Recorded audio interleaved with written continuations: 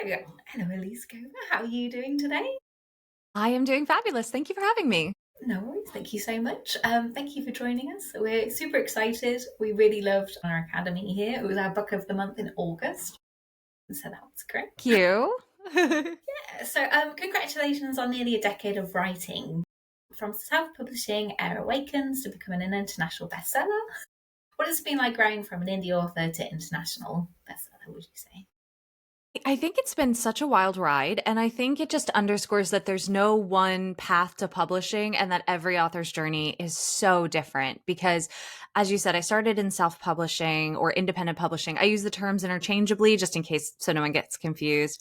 And then I worked with a small medium press. That didn't work out, parted ways very amicably, continued on as indie, started working with foreign publishers for translation, got an agent, lost an agent, got another agent down the road, like all in the span of this 10 years, not back to back immediately. And, ended up with some fabulous traditional publishers and now solidly and happily a hybrid author. So I still have a good chunk of my backlist that is independently published. And I have, at least as of right now, I never say never. That's one of my rules. But at least as of right now, I have no plans in changing that because I really see both publishing paths as good and valid. It's just that one has unique pros and cons, and the other has unique pros and cons, and neither is better. They're just different. Yeah, that sounds good. So, how long has the idea for Arcana Academy been milling around in your mind for?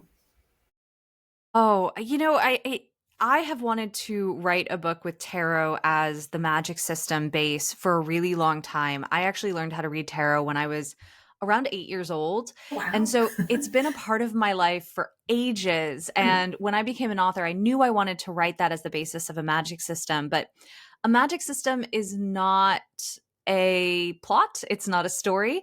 And so I wanted to wait until that plot and story came to me. So the sort of want to write the world that became Arcana Academy has been with me for almost the entire decade I've been an author. But the actual story itself, I would say, began to really crystallize in 22, 23. Okay. And the tarot based magic system, and obviously the magical trials, which are terrifying. I would not want to be part of those.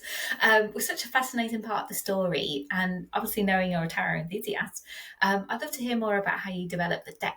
Like, what was your creative process? And would you like to release the tarot deck in the future, maybe? I really wanted to incorporate. I love having magic systems that have a cost, and so that was a big thing of me figuring out what the cost would be of this magic system. And there is a little bit of a soft cost, and soft being it's not a hard and fast rule of some people are just naturally more powerful than other people in this world when it comes to magic, and so they can just do more. But I also wanted a hard cost in the sense of a limitation of every time a card was used, the card was destroyed. And that allowed me to create sort of these three parallel elements of the magic system, which is inking the cards, actually making them, reading them, which is the most akin to our world, and then casting them. And casting them is basically using the card as a one time spell. And I wanted every single card to have a spell attached to it that made at least some kind of sort of sense to what the card's meaning actually was. But it was important to me as I was developing all of this that I didn't want to hand people a book that they would open up and feel like I just gave them homework. And if they didn't read a textbook about tarot, they were going to be lost. So I really tried to make it as accessible as possible for people who are unfamiliar with tarot. You can just pick it up and you can start reading, and you're going to, hopefully, if I did my job right, you're going to get everything. But if you are unfamiliar with, or if you are familiar with tarot, rather, you will hopefully get kind of some deeper layers that you're just like, oh, I see what you did there, Elise. As far as releasing an actual tarot deck, I would love to. If it doesn't happen, though, I own up to this. It's probably my fault because my favorite tarot decks are the ones where every single card is beautifully illustrated individually with unique artwork. And because inking the cards is such an important part of the book, I would really want that for a tarot deck inspired by Arcana Academy. But there are 78 cards in a tarot deck, and that is a lot of time and effort and money because artists should be paid fairly. And so it is one of those things where I'm like, I am probably so ambitious that it won't happen, because I am the sort of person that I'm like, if it doesn't happen the way I want it to, I don't want it to happen. Yeah. But I will say that I hope to see at a minimum someday some like maybe promotional cards. So like a Kaelis card and a Clara card. I think that would be very doable and hopefully would happen in the future. Yeah, that'd be really exciting. So just going back to magic having a cost. I mean, I don't know whether you played any RPGs, but I kind of play Oh, Call of Cthulhu. absolutely. Yes. I'm a So super nerd. I'm a nice. super nerd. I'm right here with you. Yeah.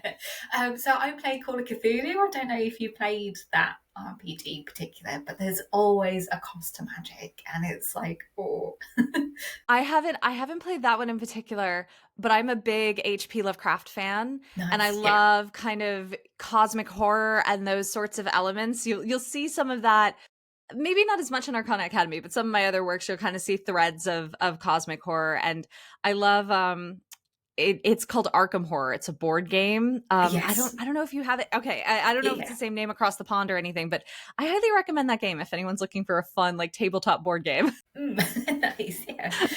So I've always loved plucky protagonists, characters like the Dregs and Six of Crows, who fight tooth and nail. Clara Graysword fits that more beautifully. So, what inspired her character? Were there any sort of influences that helped shape her journey? I knew that I really wanted to have a character that was fairly strong and competent out the gate, but I also wanted her to have the opportunity to learn. And so putting her in the academy setting where she's coming in with all of this knowledge, but all of this knowledge is very self taught. It's taught because the arcane magic is so regulated in this world that her mother kind of taught her under the table illegally. And so she's not supposed to have this power. And bringing her into the academy, I wanted to have sort of that dichotomy there of she is coming in with all of this knowledge, but as she finds out, it is not the proper, and I'm air quoting heavily there, Yeah, it is not the proper way to do magic per the academy. And sort of this exploration of there are benefits to that pluckiness, to that ingenuity, to that, gumption of getting out there and doing it. But then there are also benefits to the more structured and regimented education. And, kind of like I was saying almost about self-publishing and publishing, neither is good, neither is bad. They both have their own pros and cons. And that theme of duality is something I really wanted to explore in her character in other ways of, she has these deeply held convictions, but something that is objectively a good thing in many ways, like she will do anything for her family, can be taken to an extreme that it becomes a detriment where she will do anything for her family. And that leads her to make some mistakes that she even realizes are probably not the most strategic choice for her to make, but she can't think of doing anything else because if you present her with her family in danger or an opportunity to help her family, she's going to do it, even if it is not the most strategic thing for her to do. So she was a lot of fun to write, and especially presenting her in again duality as a mirror to Kaelis, the prince and the love interest, and sort of how they played off of each other in a lot of ways. definitely, yeah. And I was really drawn by Prince Kaelis. I thought he was quite enigmatic. And then I absolutely loved his cat too, so adorable. And finding out that he had such a connection with the cat, which was really sweet. So I'd love to know how you approach sort of pacing the character reveals, because there's so many layers to the character, isn't there, throughout the story. How would you sort of plot where and when to reveal those? That's something that I a better author probably would tell you that they have a very technical way of doing this. Yeah, I think for me, I am very much a discovery writer, and so I will crack out a first draft, and the second that I'm done, I look back at it and it's like I see this sort of rough sketch of this idea of the story, and I realize all of the flaws in it, and I realized things that I didn't know when I started drafting. And so then I can go, okay, I love this idea, but it doesn't work where I put it. And this section here earlier in the book is sagging. And so I need to take this reveal and I need to move it there. But if I take it and move it there, what are the implications for the next 60% where, that reveal wasn't happening till the end? And I think that is something that is both an absolute nightmare, if I'm being honest, of my writing process, but it's also a lot of fun to discover those things as you go, and to have that flexibility as an author. And again, it's just the way my process works of like, but what if this happened? And I Yeah, just throw it in there in my first draft, and I wait to see until the end if I like it and if it's going to stick. And I think the other thing that really helps is I love to make these really big worlds that have a lot of overlap of characters that you don't always see right away until you start to get deeper under the surface. And so there is sort of a natural revealing of those different layers as you get deeper and deeper into the story and into the world. definitely, yeah. And one of the big things is obviously the big slow burn lovers, enemies to lovers, which is I absolutely love at the moment. Why do you think everyone is so obsessed with this trope at the moment, and why is it so sort of captivating? Oh gosh, I think there are so many reasons for it. I think that one of the most fascinating things to me about enemies to lovers is you look at it at face value, and you would think there would be no suspension, or like no suspense, excuse me, because you are told they will start as enemies and they become lovers. So that at no point are you going, well, are they going to get together? Yeah. And so, but I think that that is part of the fun of it, is that you have that reassurance of, that it's going to end up like okay, and having that reassurance when you start the book, I think allows you to feel safe as you are entering the world. It's expectation setting. We all love to have our expectations set and our expectations met when we go into anything. And so I think that enemies to lovers sort of has that moment.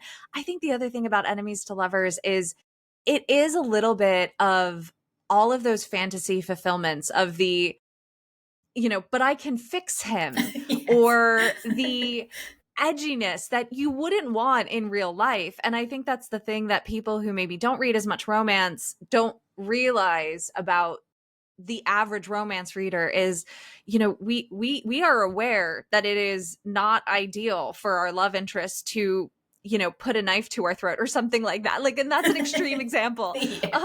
I mean, safe and consensual, be adults. But Yeah. it's one of those things that it creates this safe environment to have some of those sort of off the wall fantasies that maybe you don't want to explore in real life, but you're safe to in a book. And you can have sort of those edgier elements of them that are just fun sometimes to explore. Yeah, definitely. I mean, when you first started writing book one, because this is a planned trilogy, did you already envision it as a trilogy, or when you were, writing that ending, were you like, right, I've got to make it a three parter now? I was pretty sure that it was going to be a trilogy when I was in my first draft of book one. And that's why I sold it as a trilogy, because the way that publishing works is you go under contract with publishers for a certain number of books. And so you kind of have to say to the publisher, hey, this is going to be a 3-book series. This is going to be a 5-book series. And then the publisher says, all right, I'm in for that many books. Now, at the same time, I will say that I am one of those authors that I never want to extend a story past where I think it should end, or shorten a story, like force a story to be shorter. And most publishers, in my experience, are happy to work with authors from that perspective of, if I had gone to my publishers and I had said, hey, I think that this really is 2 books. There is not a third book here. I'm sorry. There are ways that you can potentially adjust the contract in any number of ways. I think the most common one for a lot of authors is the publisher goes, okay, well, you're still on the hook for a third book, but give us a standalone, or give us the book one of another series or something like that. And that'll fulfill that contractual obligation. Sorry, a little bit behind the curtain of how publishing Yeah. works. But I was pretty sure at the start, and then I've actually finished my draft of book 2, and that is in the late stages of editing right now. And as soon as I finished book 2, I knew I have one more book of story, and the way that I envisioned it, it was going to go that way. And I think as you progress as an author and in any field, as you get more experience, I sort of have a clearer sense of what a story needs when I'm setting it up. And at first in my career, I wasn't as confident, but now I'm like, okay, I know this is a trilogy, and I'm usually pretty spot on, but I always give myself that margin of error, because like I said, you can tell, you can tell when a TV show is forced to end a season early Yeah. or is pushed 2 seasons past when it should have ended, and that's not enjoyable for anyone, and I don't want to do that to my books. And I mean, when I was listening, because I listened to the audiobook, I was doing the cleaning while listening to the last chapter. I literally had to stop and sit down. I was like, right, what is going on here? Is there anything you can sort of tease about book two at all? Because honestly, that ending, I'm not going to say anything, so I don't want to spoil anything, but I was gripped. Well, I'm so glad you were.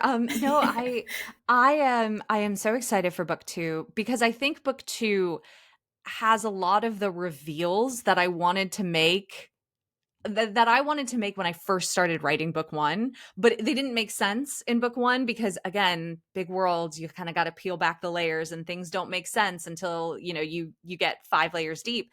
But I there are about 4 twists, reveals, however you kind of want to view them, that I am particularly excited for readers to get to in book 2. And I will answer the question that I think is on many readers' minds, which is, book 2 is tentatively planned to come out around the same time next year. So think in the July to September ish time frame, somewhere in there. But as I always say, they're still in edits, and there are a lot of moving parts between production and printing and shipping and warehousing and all of that kind of has to get in a row. So until there is a formal announcement from me and the publisher and a pre-order up, nothing is official, but that is what I am working toward, and that is what I'm hoping that we will be able to achieve. Fingers crossed. So I'd absolutely love to know, what are your sort of favourite books, audiobooks? Is there anything you're sort of reading at the moment that you're particularly like gripped with? Um, I just finished Alchemy of Secrets by Stephanie Garber. And that one I had so much fun with. I thought it was a fabulous little standalone, though I think I heard rumor that maybe it's not going to be a standalone. So I don't know. I don't know if it is or isn't. I don't want to spread misinformation here. I also read Emma Haum's The Deathless One, and any of Danielle Jensen's books are fabulous, and her audiobooks are also really fantastic. So I would recommend those as well. The Bridge Kingdom and A Fate Inked in Blood. That's where you would want to start. A Fate Inked in Blood is I would highly recommend those books. Brilliant. Okay. And standalone novels. You've done both. So you've done standalone and obviously some big series as well. Which one do you find more sort of creatively fulfilling to write, or like particularly read as like a comparison?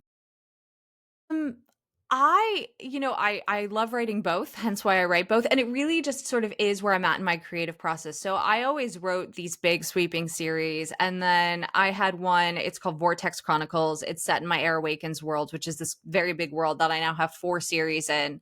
And writing Vortex Chronicles like nearly killed me, metaphorically speaking. but Yeah. but I was so burnt out at the end of that series. It was one of my most ambitious and technically difficult series, that I did not want to start another big series. And so I'm like, I'm going to write a standalone. And then I wrote A Deal with the Elf King. That was the first standalone that I wrote at the start of the pandemic. And it was just sort of like, the burnout was high, the emotions were high, the general exhaustion with life was very high at that point, the fear was high. So it was all of those things that kind of came together, and um, you know, created a standalone. And I found out that I really loved them, because I think that creatively, when you're writing a series, it's exciting because you have all of this time to really expose those layers. But when you're writing a standalone, it's a great exercise of it as an author, of writing concisely and adjusting your story to fit in a single book, and expectations to fit in a single book. As far as reading, I love both, but I will say that I really do appreciate a standalone, because I don't have a ton of time to read, as I'm sure many people say. And so I always joke that my house is where series go to die, because Right. I am notorious for reading book one, and then I have so many books to read for like blurbs and reviews and that kind of thing that I'm always on to the next one. And very rarely do I get the privilege of reading the other books in a series. If I love a series enough, of course, I'll buy the other books to support the author and hopefully find time in the future. Yeah. But I love standalones for that reason. Definitely, yeah. It's like a one shot for D&D. They're great to It just do in like is. a afternoon or something. and Yeah. and they're nice palate cleansers between the big Yeah, series, because you know that like you're not, it can only get so big. It's a standalone. definitely, yeah. And I just don't want to keep you too long. So, last question: what's next on the horizon for you? So my next big release is Dragon Cursed, and that is a young adult. It's an upper young adult, so think more of like the 17, 18 side of young adult than the 13, 14 side of young adult. And that is an epic fantasy, because that's what I love. And it is set in a blighted world, and it surrounds dragons that are attacking humanity's last city and the humans who hunt them and fight against them. Of course, with lots of twists and turns and reveals. That'll be out January-ish timeframe.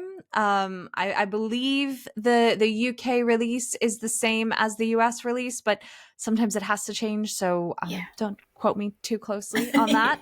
Yeah. Again, like I said, until there is hard formal announcements and pre-orders, just assume everything is tentative. Yeah. And then, as I mentioned, Arcana Academy 2 will be out sometime next year. So keep an eye out for that as well. Brilliant. Thank you so much for your time today. And I really can't wait for book two because, honestly, what did you do to me? Well, thank you so much, and for everyone who's listening, thank you for taking the time to read and to listen to my books and to engage with them. And of course, I hope you like them. But if you don't, I hope that your next read is a 5-star one. Brilliant. Thank you so much.